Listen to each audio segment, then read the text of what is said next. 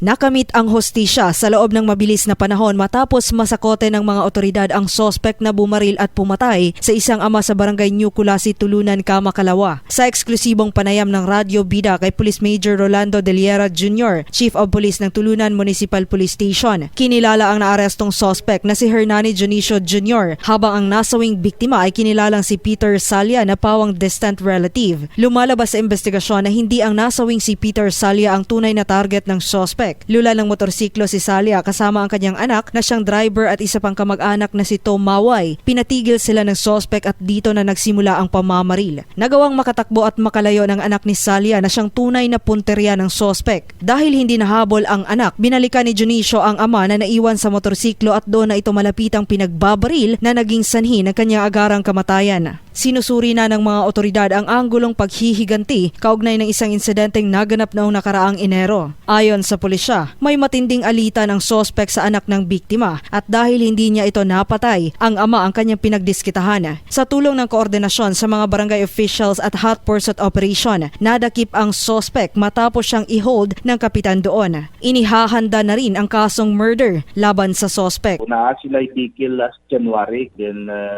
ang barangay official naning kamot na masitil si Rato. Kaning suspect is wala nagpasitil. Kaning atong suspect pag aresto nato ani, so ang niya, dili daw siya katulog ko hindi kabalo. Joan Oranio, NDBC Bida Balita.